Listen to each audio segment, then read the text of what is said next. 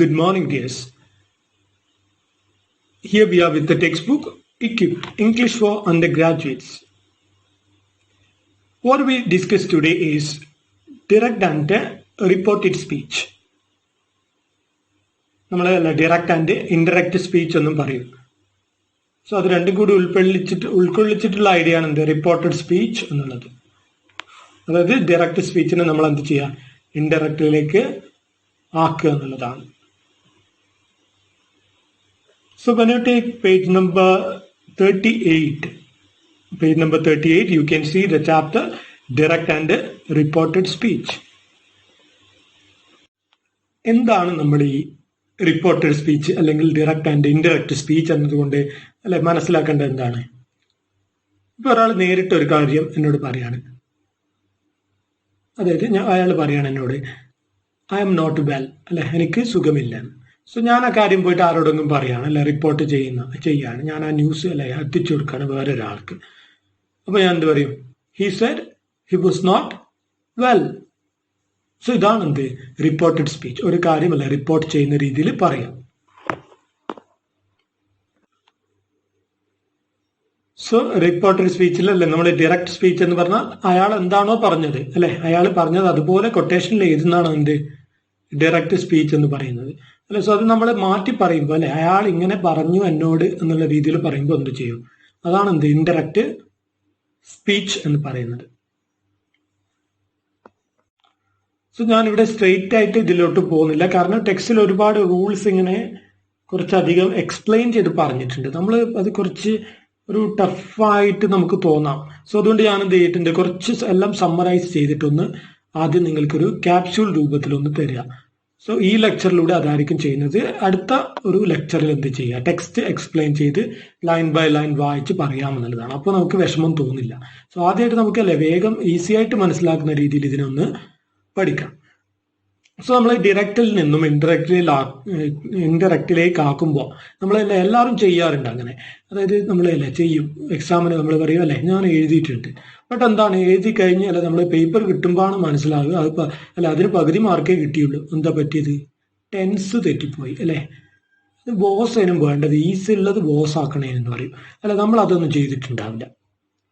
So എപ്പോഴും reported സ്പീച്ചിൽ തെറ്റുന്നത് tense ആയിരിക്കും. നമ്മൾ അതല്ലേ ഹി സെഡ് ദാറ്റ് എന്നെല്ലാം വെച്ചിട്ട് ആരും എഴുതും അല്ലെ, ഏത് കുട്ടിക്കും എഴുതാം. ബട്ട് അത് ഏത് ടെൻസിലാണ് അല്ലെ അത് പ്ലേസ് ചെയ്യേണ്ടത്. സോ ഇത് പഠിക്കുമ്പോൾ നമ്മൾ ഓർമ്മിക്കണം, ടെൻസ് മുമ്പേ പഠിച്ചിട്ടുണ്ടാവണം. സോ ഞാനല്ലേ സിമ്പിൾ പ്രസന്റ് ടെൻസ് എന്ന് പറയുമ്പോൾ എന്താണത് എന്നുള്ള ഐഡിയ ഇല്ലെങ്കിൽ ഇത് പറഞ്ഞതുകൊണ്ട് വലിയ പ്രയോജനം ഉണ്ടാവില്ല.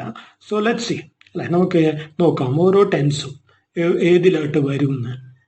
ഡയറക്റ്റിൽ നിന്നും ഇൻഡയറക്റ്റിലോട്ട് പോകുമ്പോൾ അല്ലെ ഓരോ ടെൻസും എങ്ങനെ വരാൻ നോക്കാം. സോ ആദ്യം നിങ്ങൾ എന്ത് ചെയ്യാം, ഈ തരുന്ന ഒരു ചാർട്ട്, അത് വൃത്തിയായിട്ട് ഞാനൊരു ചാർട്ട് പ്രിപ്പയർ ചെയ്തിട്ടുണ്ട്.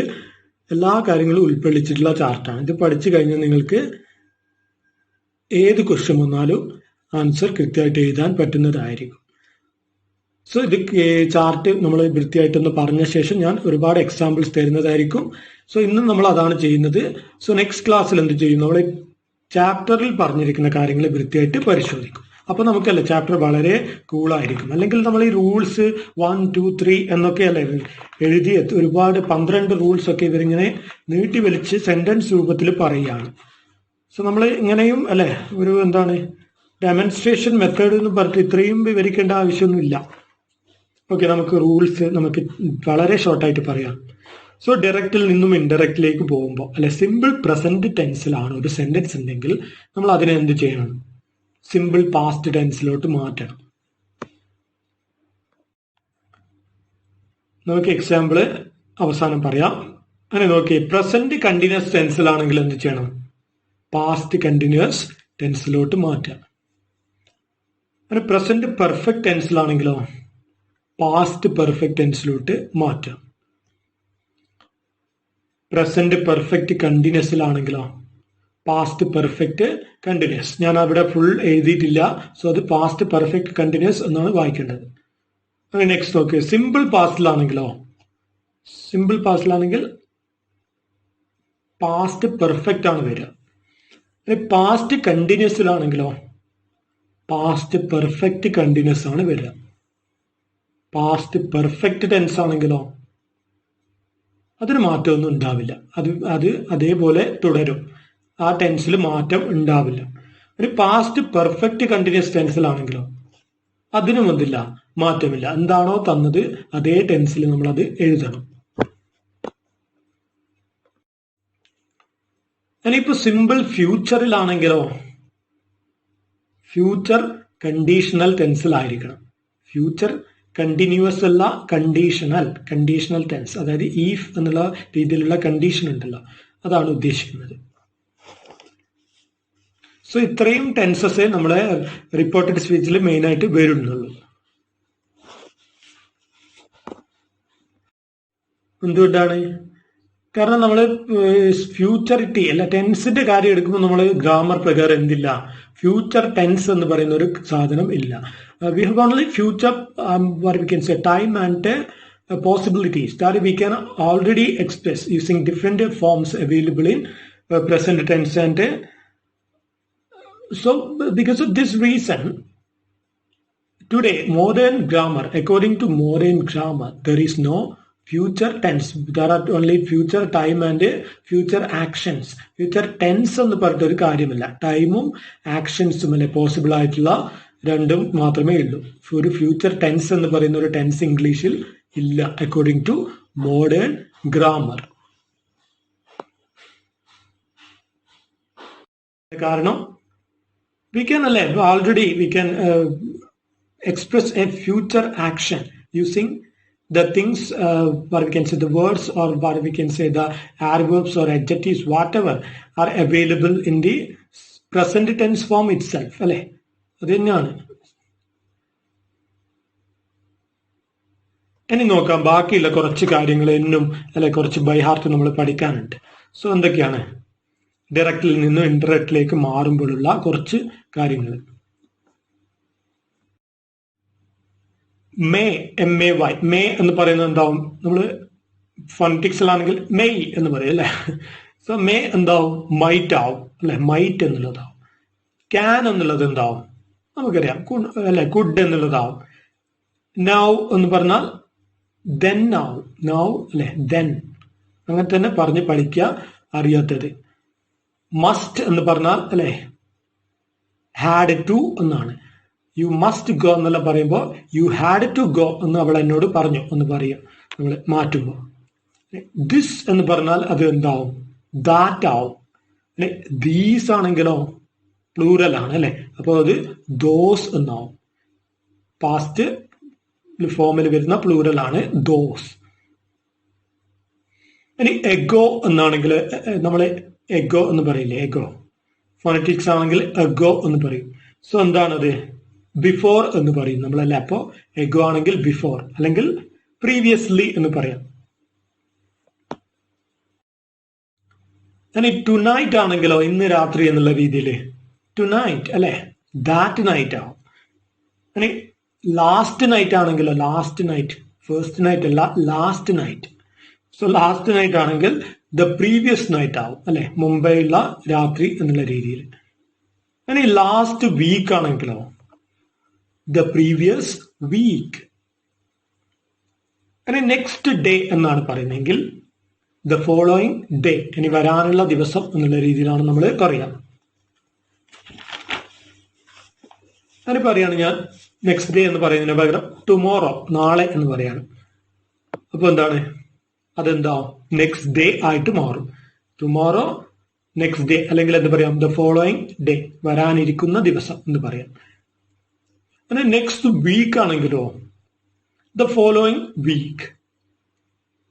അങ്ങനെ അതിൽ ജസ്റ്റ് എന്നുണ്ടെങ്കിൽ ഒരു സെന്റൻസിൽ ജസ്റ്റ് അല്ല, ജസ്റ്റ് നൗ എന്നൊക്കെ പറയും നമ്മൾ പ്രസന്റ് ടെൻസിലൊക്കെ വരുമ്പോൾ ഉണ്ടാവും.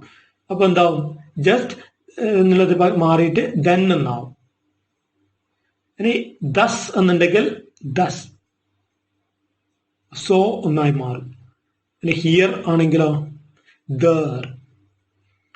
അതിന് വ്യത്യസ്തമായ ഇൻട്രോഗേറ്റീവ്സ് അല്ലെ, ഇൻട്രോഗേറ്റീവ് സെന്റൻസസ് പറഞ്ഞാൽ സെന്റൻസസ് ദാറ്റ് ആസ്ക് ക്വസ്റ്റ്യൻസ് അല്ലെ. സോ വാട്ട്, വിച്ച് അല്ല, ഹൗ, ഇങ്ങനെയൊക്കെയുള്ള ക്വസ്റ്റ്യൻസ്. അത് ഞാൻ അവിടെ എഴുതിയിട്ടില്ല. ഇൻട്രോഗേറ്റീവ്സ് എന്നതുകൊണ്ട് നമ്മൾ ക്വസ്റ്റ്യൻ വേർഡ്സ് ആണ് ഉദ്ദേശിക്കുന്നത്. സോ അങ്ങനെയാണെങ്കിൽ നമ്മൾ എന്ത് ചെയ്യേണ്ടി വരും? റിപ്പോർട്ടഡ് സ്പീച്ചിൽ അല്ലെ, ആ ഒരു ഇൻഡയറക്റ്റ് സ്പീച്ചിൽ എഴുതുമ്പോൾ അല്ലെ, ഷീ ആസ്ക്ഡ് മീ അല്ലെങ്കിൽ ഷീ വാണ്ടഡ് ടു നോ അല്ലെ, അവൾക്ക് അറിയണം എന്നുള്ള രീതിയിൽ. സോ ഷീ ഇൻക്വയർഡ് അല്ലെ, അവൾ അന്വേഷിച്ചു, അവൾ കാര്യം തിരക്കി എന്നൊക്കെ പറയാം. അല്ലെങ്കിൽ അവൾ ചോദിച്ചു അല്ലെ എന്ന് പറയും നമ്മൾ ആസ്ക്ഡ്.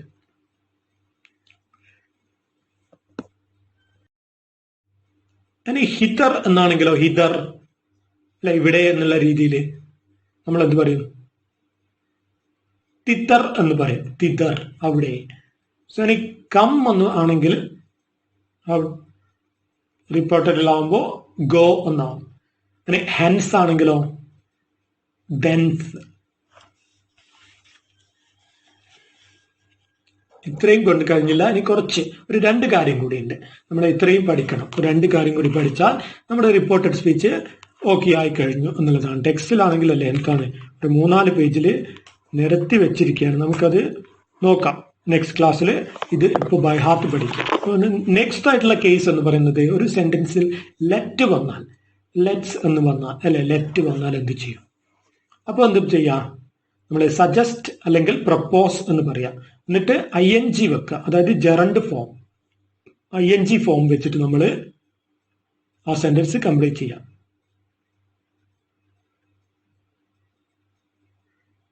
ലെറ്റ്സ് ഗോ എന്ന് പറയുമ്പോൾ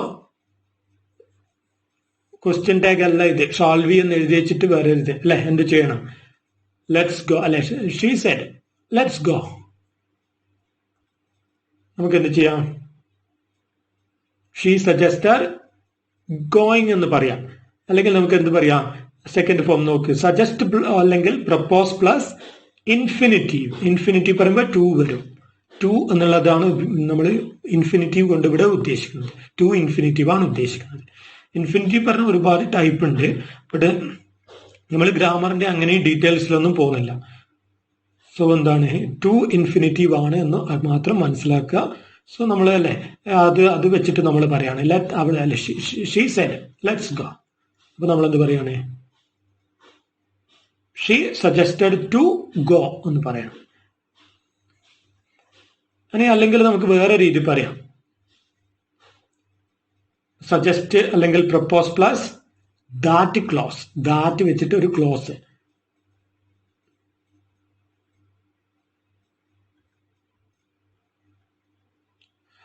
അങ്ങനെ ആകുമ്പോൾ എന്ത് പറയാം നമുക്ക്? She said let's go. അങ്ങനെ പറയും. അപ്പോൾ നമ്മൾ എന്ത് പറയും? She said that we go. മനസ്സിലായിട്ടുണ്ടാ? അവിടെ ഷീ സെഡ് ലെറ്റ്സ് ഗോ എന്ന് പറയുമ്പോൾ അവിടെ നമ്മൾ സെന്റൻസിൽ എന്തില്ല? വി എന്നൊന്നും ഇല്ല അല്ലെ. സോ ലെറ്റ്സ് എന്നുള്ളതിൽ തന്നെ എന്തുണ്ട്? ലെറ്റ്സ് എന്ന് ചോദിക്കുമ്പോൾ ആരോ കേൾക്കുന്നുണ്ട് എന്നുള്ളതാണ്. സോ ഷോൾ വി എന്ന് നമ്മൾ അതുകൊണ്ടാണ് ചോദിക്കുന്നത് അല്ലെ, ക്വസ്റ്റ്യൻ ടാഗിൽ വരുമ്പോൾ. സോ ഇവിടെ എന്താണ്? ആ വിന്റെ സാധ്യത നമ്മൾ ഇവിടെ യൂസ് ചെയ്യാണ്. So she said let's go എന്ന് പറയുമ്പോൾ അല്ലെ, she said that we go എന്നുള്ള ആ ഒരു ദാറ്റ് ക്ലോസ് വെച്ചിട്ട് നമുക്കത് ചെയ്യാമെന്നുള്ളതാണ്. അങ്ങനെ ഒരു കാര്യം കൂടിയാണ് ഉള്ളത് നമുക്ക് സെന്റൻസിന് ചാൻസ് വരാൻ. എക്സ്ക്ലമേറ്ററി സെന്റൻസസ്, അതായത് എക്സ്പ്രഷൻസ് ഓഫ് വണ്ടർ അല്ലെ, ആങ്സൈറ്റി, ഇങ്ങനെയുള്ള കാര്യങ്ങളൊക്കെ കാണിക്കുന്നത്. സോ എക്സ്ക്ലമേഷൻ സെന്റൻസ് അല്ലെ വന്നാൽ എന്ത് ചെയ്യാം? എക്സ്ക്ലമേഷൻ അല്ലെ, ഷീ എക്സ്ക്ലെയിംഡ് എന്ന് പറഞ്ഞിട്ട് ബാക്കി എന്ത് ചെയ്യാം? Exclaimed with wonder, surprise, joy, sorrow, fear, anger, pain, regret, ഇങ്ങനെയുള്ളത് വെച്ചിട്ട് എഴുതാം. സോ എന്ത് ചെയ്യാം? എക്സ്ക്ലമേഷൻ ആണെങ്കിൽ അല്ലെ, എക്സ്ക്ലമേഷൻ മാർക്ക് സെന്റൻസിന്റെ ലാസ്റ്റിൽ ഉണ്ടെങ്കിൽ എന്ത് ചെയ്യണം? ഷീ എക്സ്ക്ലെയിംഡ് വിത്ത് എന്ന് പറഞ്ഞ ഏതാണ് വികാരം? വണ്ടർ ആണെങ്കിൽ അത് അല്ലെ, സോ ആങ്കർ ആണെങ്കിൽ അത്. സോ അതിനനുസരിച്ച് ചെയ്യാം. ഇത്രയാണ് നമ്മൾ ബൈ ഹാർട്ട് പഠിക്കേണ്ട കാര്യം. ഇത് ബൈ ഹാർട്ട് പഠിച്ചാൽ നമ്മൾ ടെക്സ്റ്റ് കൃത്യമായിട്ട് അനലൈസ് ചെയ്യേണ്ട ആവശ്യമേ വരില്ല. It will be very very easy for you. But പറഞ്ഞു, ടെൻസ് അറിയാത്തവർ അല്ലെ കുറച്ച് കഷ്ടപ്പെടും. ടെൻസ് കൃത്യമായിട്ട് ഞാൻ ക്ലാസ് പറഞ്ഞിട്ടുണ്ട്, അത് കേൾക്കാത്തവർ എന്ത് ചെയ്യാം? ടെൻസ് വൃത്തിയായിട്ട് കാരണം നമ്മൾ ഇതൊക്കെ പഠിച്ചാലും നമുക്ക് പ്രാക്ടിക്കൽ ലൈഫിൽ ഏറ്റവും ഉപകാരമുള്ളത് അവസാനം ടെൻസേ ഉണ്ടാവുള്ളൂ. കുറച്ച് കഴിയുമ്പോൾ നമുക്ക് ടെൻസിന്റെ ആവശ്യമാണ് വരിക എപ്പോഴും. ബട്ട് എന്താ എല്ലാവർക്കും അല്ലേ ഇംഗ്ലീഷ് ഐ മീൻ മെയിൻ എടുക്കാത്ത എല്ലാവർക്കും എന്തായിരിക്കും ടെൻസ് ഒന്ന് കേൾക്കുമ്പോൾ അല്ലേ അയ്യോ എന്നൊരു ഫീലിംഗ് ആണ്. സോ അത് മാറ്റിക്കഴിഞ്ഞാൽ അല്ലേ വളരെ കൂളായിട്ടാണ് ഞാൻ എക്സ്പ്ലെയിൻ ചെയ്തിട്ടുള്ളത്. അതായത് ചെറിയ കുട്ടിക്ക് പോലും മനസ്സിലാവുന്ന രീതിയിലാണ്. ബിക്കോസ് കോമൺ പേപ്പർ ആയതുകൊണ്ടാണ് ഞാനിത് ഇങ്ങനെയും ലളിതമായിട്ട് പറയാൻ ശ്രമിക്കുന്നത്. So just utilise what is available. So ആ ഒരു കാര്യം വീഡിയോ അവിടെയുണ്ട്, അത് പോയിട്ട് വൃത്തിയായിട്ടൊന്ന് കേൾക്കാനുള്ള മൈൻഡ് കാണിക്കുക. നിങ്ങൾ ആദ്യം അതാ ചെയ്യേണ്ടത് അല്ലേ. വെറുതെ എനിക്ക് പറ്റില്ല എന്ന് പറഞ്ഞ് അവിടെ ഇരിക്കലല്ല, പറ്റൂ ഇല്ലേ എന്നുള്ളത് ശ്രമിച്ചു നോക്കുക, കേൾക്കാനുള്ള മൈൻഡ് കാണിക്കുക. Of course you can understand that, you can. ഇനി ഞാൻ ചെയ്യുന്നത് കുറച്ച് എക്സസൈസ് ആണ്. സോ ഞാൻ എഴുതിയ പഴയ നോട്ടാണ്, അതുകൊണ്ട് എന്താണ് എൻ്റെ hand writing, as I say usually my handwriting is very bad, so pardon me for that. Now നമുക്ക് കുറേ എക്സസൈസ് നോക്കാം. അത് ചെയ്ത് കഴിയുമ്പോഴേക്കും നമ്മൾ അല്ലേ ഈ ടെക്സ്റ്റിൽ പറഞ്ഞിട്ടുള്ളതും കൂടി എടുക്കാനുള്ള അത്ര പ്രാപ്തരായിട്ട് മാറും. സോ നോക്കാം. First one, Divya said I am writing a letter. So Divya said എന്ന് പറഞ്ഞ് നമ്മളല്ലേ കൊട്ടേഷനിൽ അവൾ പറഞ്ഞത് അതുപോലെ പറയാണ്. സോ അതെന്താണ്? അതാണ് ഡയറക്റ്റഡ് സ്പീച്ച്. സോ ഡയറക്റ്റഡ് അല്ല, ഡയറക്റ്റ് സ്പീച്ച്. സോ ആ ഡയറക്റ്റ് സ്പീച്ച് അല്ല, നേരിട്ടുള്ള സംഭാഷണം, അതിനെ നമ്മൾ എന്ത് ചെയ്യാണ്? റിപ്പോർട്ടഡ് സ്പീച്ചിലോട്ട് മാറ്റുകയാണ്, ഇൻഡയറക്റ്റിലേക്ക് മാറ്റുകയാണ് അല്ലെ. അപ്പൊ നമ്മൾ എന്ത് പറയും? Divya said that she was writing a letter അല്ലെ. നമ്മൾ പറഞ്ഞു എന്തുകൊണ്ടത് അവിടെ അല്ലെ. ടെൻസ് നോക്കുക, ഏതാണ് ടെൻസ് അല്ലെ, ഏതാണെന്ന് നോക്കുക, അതിനനുസരിച്ചിട്ടാണ് മാറുന്നത്. ഇനി നെക്സ്റ്റ് നോക്ക്. Sita said I like mango. അപ്പൊ നമ്മൾ എന്ത് പറയും? Sita said that she liked mango. So like എന്നുള്ളത് ലൈക്ക്ഡ് ആയിട്ട് മാറിയത് എന്തുകൊണ്ടാണ്? ആ ടെൻസ് മാറിയത് കൊണ്ടാണ്. സോ ടെൻസ് പഠിക്കുക, അപ്പോൾ നമുക്ക് ഇതൊക്കെ മനസ്സിലാവും. നെക്സ്റ്റ് നോക്ക്. ജോൺ കീറ്റ്സ് സെഡ്, ഇനി ഒരു കവിയാണ്, ഇംഗ്ലീഷിലെ ഒരു കവിയാണ് ആര്? John Keats. അയാൾ ഒരിക്കൽ പറഞ്ഞു എന്ത്? A thing of beauty is a joy for ever അല്ലെ. ഒരു കാര്യത്തിന്റെ സൗന്ദര്യം എന്ന് പറയുന്നത് എന്നും നിലനിൽക്കുന്ന ഒരു സൗന്ദര്യമാണ് എന്നാണ് അദ്ദേഹം പറഞ്ഞത്. സോ അത് നമ്മൾ മാറ്റി പറയുകയാണെന്ത്? John Keats said that a thing of beauty is a joy forever. എന്തുകൊണ്ട് അതിൽ മാറ്റമൊന്നും വരാഞ്ഞത്? അതാണ് ശ്രദ്ധിക്കേണ്ടത്. നമ്മൾ കൊട്ടേഷൻ, അതായത് ഫേമസ് പേഴ്സൺസ് പറഞ്ഞ കാര്യം അല്ലെ, അത് ഏത് ടെൻസിലോ ആയിക്കോട്ടെ, നമ്മൾ എന്ത് ചെയ്യാൻ പാടില്ല? മാറ്റാൻ നമുക്ക് റൈറ്റ് ഇല്ല. മനസ്സിലായിട്ടാ? വലിയ ആർട്ടിസ്റ്റുകൾ അല്ലെ ഇങ്ങനെയുള്ള ഗ്രേറ്റ് പീപ്പിളിന്റെ വേർഡ്സിനെ മാറ്റി അല്ലെ പൊളിച്ചെഴുതാൻ നമുക്ക് റൈറ്റ് ഇല്ല എന്നുള്ളതാണ്. അതുകൊണ്ട് എന്ത് ചെയ്യാം? ഇങ്ങനെയുള്ള ആരെങ്കിലും ആണെങ്കിൽ അല്ലെ എന്ത് ചെയ്യുക? ആ സെന്റൻസ് മാറ്റി എഴുതരുത്. അതുപോലെ സെഡ് ദാറ്റ് എന്ന് പറഞ്ഞിട്ട് അവരെന്താണോ പറഞ്ഞത് അത് കൊട്ടേഷൻ മാർക്ക് ഇല്ലാണ്ട് എഴുതുക. സോ നമ്മുടെ ഇൻഡയറക്റ്റ് സ്പീച്ചിലാണെങ്കിൽ ഓർമ്മിക്കുക, കൊട്ടേഷൻ മാർക്ക് അവിടെ ഉണ്ടാവരുത്. സെഡ് ദാറ്റ് എന്ന് പറഞ്ഞിട്ട് എഴുതാൻ പാടുള്ളൂ. ഇനി നെക്സ്റ്റ് നോക്ക്. Where are you going now? He said to me അല്ല. അത് നമ്മൾ എങ്ങനെ മാറ്റും? അതൊരു ക്വസ്റ്റ്യൻ ആണ്. നമ്മൾ പറഞ്ഞു ഇന്ററോഗേറ്റീവ് വന്നാൽ അല്ലെ നമ്മൾ എന്ത് ചെയ്യണം? ആസ്ക്ഡ് അല്ലെങ്കിൽ വാണ്ടഡ് ടു നോ അല്ലെങ്കിൽ ഇൻക്വയർഡ് അല്ലെ, ഇതൊക്കെ വെച്ചിട്ട് വേണം എടുക്കാൻ. സോ നമുക്ക് ആസ്ക്ഡ് ഉപയോഗിക്കാം. He asked me where I was going. എന്താ വരിക? നൗ ആണോ? അല്ല, ദെൻ ആണ്. നമ്മൾ പഠിച്ചിട്ടുണ്ട് നൗ എന്തായിട്ട് മാറും? ദെൻ ആയിട്ട് മാറും എന്നുള്ളത്. നെക്സ്റ്റ് നോക്കേ. Are you waiting for your friend? Shubha said to me. അപ്പോൾ എന്താ പറയാം നമ്മളെ? അതും ഒരു ക്വസ്റ്റ്യൻ ആണ് അല്ലെ. നമ്മൾ ക്വസ്റ്റ്യൻ വന്നാൽ എന്ത് ചെയ്യും? അതാണ് നമ്മൾ ഇഷ്ടമുള്ള രീതിയിൽ മാറ്റാം. ക്വസ്റ്റ്യൻ ഏതാണ് അല്ലെ? ആസ്ക്ഡ് മീ, ഇൻക്വയർഡ് മീ അല്ലെങ്കിൽ വാണ്ടഡ് ടു നോ, ഇതിലേതെങ്കിലും ഒന്ന് വെക്കുക. So Shubha asked me whether I was waiting for my friend. And next one. Can you teach me English? Ram said to me. So അത് ഞാൻ പറയണേ. Ram requested me. കാരണം ഇവിടെ can you എന്ന് പറയുമ്പോൾ റിക്വസ്റ്റ് ആണ്. സോ നമ്മൾ അതേ രീതിയിൽ പ്രയോഗിക്കുക. എന്താണ് ആ ഒരു സംസാരത്തിന്റെ ടോണ്? ടോണിൽ പിടിച്ചിട്ട് ആ ഒരു രീതി താഴെ ഉപയോഗിക്കാം. Ram requested me to teach him English.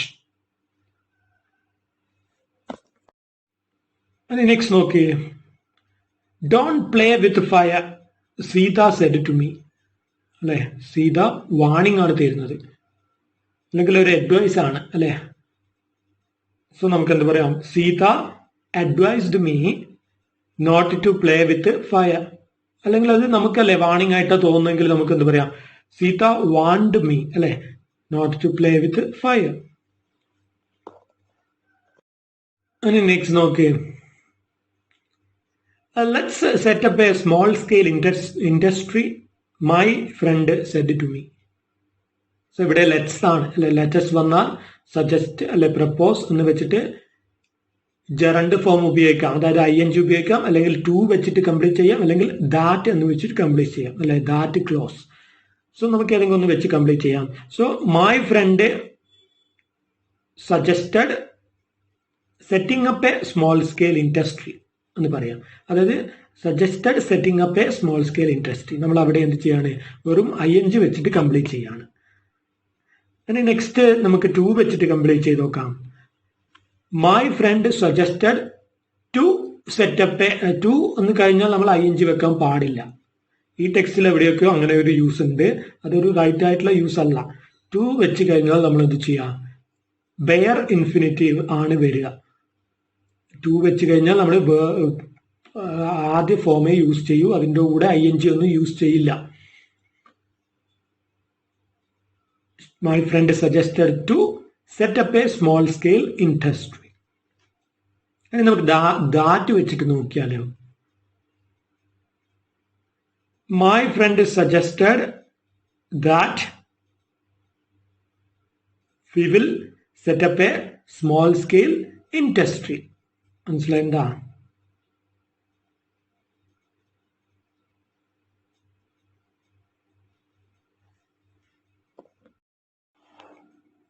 അടുത്ത് നോക്കി, what a beautiful girl Sita is I said അല്ലെ, ഞാൻ പറഞ്ഞു. സോ അവിടെ എക്സ്ക്ലമേഷൻ മാർക്ക് ഉണ്ട്. സോ അതെന്താണ്, ഒരു എക്സ്ക്ലമേറ്ററി സെന്റൻസ് ആണ്. സോ അപ്പോൾ നമുക്ക് എന്ത് ചെയ്യണം, ഐ അല്ലെ എക്സ്ക്ലെയിംഡ് വിത്ത് വണ്ടർ ആണ്. സോ ഞാൻ അല്ലെ ആങ്കറോ അല്ലെങ്കിൽ എന്താണ് പേടിയോട് കൂടിയൊന്നല്ല എക്സ്ക്ലെയിം ചെയ്യുന്നത് അല്ലെ, ഒരു അതിശയമാണ്. സോ അതുകൊണ്ട് നമുക്ക് എന്ത് പറയാം, I exclaimed with wonder that Sita is a beautiful girl. Next നോക്ക്, wish you a happy journey Ram said to me. So അപ്പൊ എന്ത് പറയാം, Ram wished me a happy journey. Next one നോക്ക്, he said alas I am undone അല്ലെ. So അവൻ alas എന്ന് പറഞ്ഞാൽ expression of sorrow അല്ലെ, ദുഃഖപ്രകടനമാണ്, അവന്റെ വേദന അല്ല അറിയിക്കുകയാണ്. സോ അവൻ എന്ത് പറയാം നമുക്ക്, ഹി എക്സ്ക്ലെയിംഡ് സാഡ്ലി അല്ലെ ദാറ്റ് ഹി വാസ് അൺഡൺ. അവനൊന്നും അല്ലെ വർക്കൊന്നും ചെയ്തിട്ടില്ല എന്നുള്ളതാണ്. സോ അലാസ് എന്ന് പറഞ്ഞാൽ സാഡ്നെസ്സും അല്ലെ, ഹുറ HURRAH ഹുറ എന്ന് പറഞ്ഞാൽ ഹാപ്പിനെസ്സുമാണ് കാണിക്കുന്നത് എന്നുള്ളത് അറിയണം.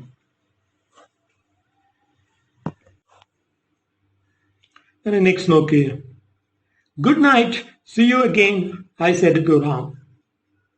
സോ എന്ത് പറയാം, I wished Ram good night and I told him to see him again. Next one okay, I have lost my bag Ram said. So എന്ത് പറയാം, Ram said that he had lost his bag. So എന്തുകൊണ്ടാണ് tense മാറുന്നത് അല്ലെ എന്നുള്ളത് നമ്മൾ ആദ്യത്തെ ആ ഒരു ചാർട്ട് പഠിക്കുമ്പോൾ മനസ്സിലാവും. നെക്സ്റ്റ് വൺ നോക്ക്, സീത സെഡ്. ഇവിടെ ഫുള്ള് സീതയും രാമനുമാണ്. ജസ്റ്റ് എക്സാമ്പിൾ വളരെ എളുപ്പത്തിൽ എഴുതാൻ വേണ്ടിയിട്ടുള്ള ഒരു ഐഡിയ ആണ്. Sita said I had been thinking of marrying a rich man. So അവൾ പറഞ്ഞു അല്ലെ, അപ്പൊ നമ്മൾ എന്ത് ചെയ്യാം, Sita said that she had been thinking of marrying a rich man. And the next നോക്ക്, did you write to your father last month? My friend said to me. So said to me എന്നാണ്, അത് അല്ല question ആണ്. അപ്പോൾ നമ്മൾ എന്ത് ചെയ്യണം? My friend asked me whether I had return to my father the previous month.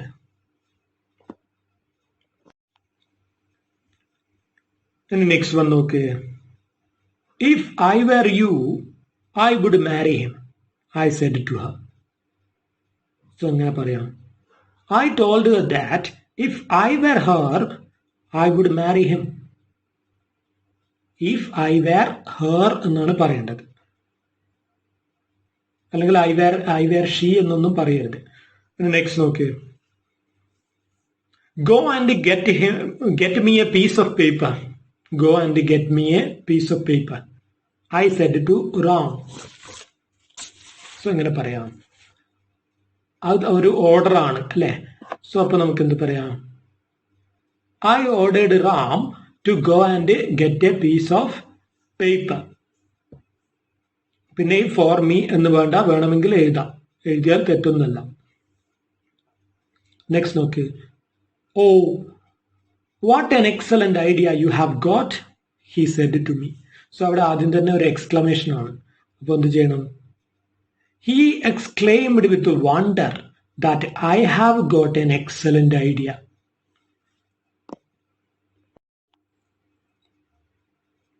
Next one, okay. You had better consult a doctor, my father said to me. So, എന്താ പറയാ? My father അഡ്വൈസ്ഡ് മീ അല്ലെ, you had better എന്നാ പറഞ്ഞത്. So നല്ലത് അല്ലെ, നീ ഡോക്ടറെ കാണുന്നതായിരിക്കും നല്ലതെന്ന് ഫാദർ ഒരു ഉപദേശ രൂപത്തിൽ പറഞ്ഞതാണ്. നമുക്ക് എന്ത് ചെയ്യാം? My father advised me that I had better consult a good doctor. So മാറിയിട്ടുണ്ടോ ടെൻസ് എന്നൊക്കെ നോക്കാം. എന്തുകൊണ്ട് മാറിയില്ല എന്ന് നോക്കാം, അല്ലെങ്കിൽ എന്തെങ്കിലും മാറ്റമുണ്ടോ നോക്കാം.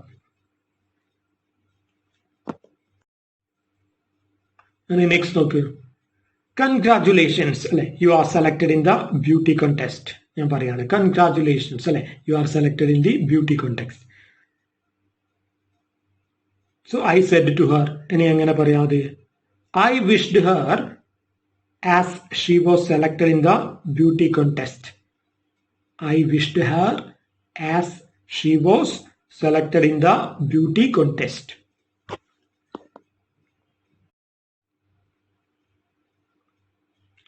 Next നോക്ക്. What did you eat for your breakfast today? The doctor asked the patient. So അതെങ്ങനെ പറയാം? The doctor asked the patient what he had eaten for his breakfast that day. Had eaten ആണ് വേണ്ടത്. What he had eaten for his breakfast that day. Next നോക്ക്. Let's first read the essay the teacher suggested. So എങ്ങനെ മാറ്റാം? The teacher suggested reading the essay first. So ഇങ്ങനെയാണ് നമ്മൾ reported speech ചെയ്യേണ്ടത്. ഈ ഒരു റൂൾസ് എന്ത് ചെയ്യുക? ആദ്യം തന്നെ കൃത്യമായിട്ട് പഠിച്ചു വെക്കുക. ആ ഒരു കാര്യങ്ങൾ ആദ്യം തന്ന ചാർട്ട്, അതിൽ പറഞ്ഞിരിക്കുന്ന കാര്യങ്ങൾ. സോ അത് കഴിഞ്ഞാൽ നമുക്ക് വളരെ വേഗം ചെയ്യാൻ പറ്റുന്നതാണ്. ടെക്സ്റ്റിൽ ഈ കാര്യങ്ങൾ ഇത്രയും ഒരുപാട് എക്സ്പ്ലെയിൻ ചെയ്താണ് കൊടുത്തിട്ടുള്ളത്. നമ്മൾ കുറച്ച് കാര്യങ്ങൾ റൂളായിട്ട് പറഞ്ഞു, ബാക്കി എക്സസൈസ് ചെയ്തു. ഇനി ടെക്സ്റ്റ് നമ്മൾ ലൈൻ ബൈ ലൈൻ ആയിട്ട് നെക്സ്റ്റ് ക്ലാസ്സിൽ ചെയ്യുന്നതായിരിക്കും. So meet you in the next class with the same chapter.